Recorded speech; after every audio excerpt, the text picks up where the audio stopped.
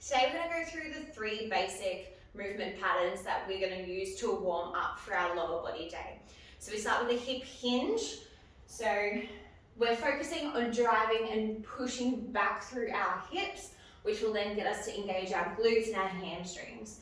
So with this movement, we're going to go feet neutral and straight. I want you to just slightly externally rotate your knees.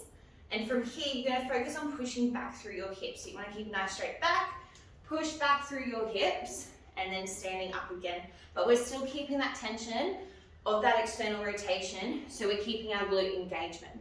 So from the side, feet straight, knees turned out slightly. I'm keeping my feet glued to the ground. I'm going to hinge through the hips and then squeezing up through the hamstrings and the glutes.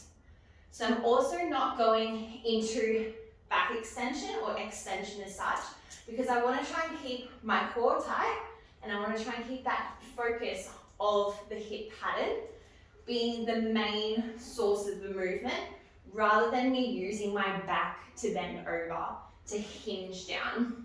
So you'll have a soft bend in the knees, externally rotate, stretch, squeeze, stretch, squeeze. Think about the hamstrings as a rubber band, nice and tight the whole time. After that, we're going to go into some hip openers. So find your comfortable squat stance, play around with it, arms straight down, knees turned out, so I'm screwed into the ground again. I'm going to reach down and touch the arches of my feet, and with my locked arms, I'm going to slightly end up pushing my knees out.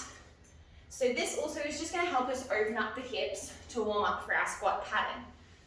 With this one here, you don't necessarily have to worry about getting to 90 degrees. I'm not too worried about what your back is doing at this stage, because our goal is to open up the hips. So feet in your comfortable squat position, externally rotate the knees, pushing those knees out slightly with those locked arms. You might not get to 90 degrees, you might be slightly bent over. Honestly, over time, you will see your technique form a little bit better. Following that, you're going to then go into your body weight squats. So ideally, it's the same stance that you just did. We're going to go knees out, screw the feet into the ground. From there, elbows up, and you're going to focus on opening up through your hips. So if you have poor ankle mobility and your feet are lifting up off of the ground, this is when you can add in a little bit of a plate for elevation.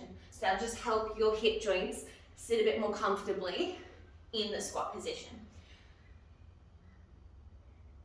So from the side, same position, knees out, feet screwed into the ground. I'm drawing and pushing my knees over in the same direction as my toes.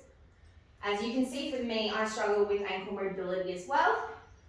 So I would ideally like to have a little bit of elevation under my heels to make this more comfortable, as it feels like I'm getting almost locked up in my hips at that depth.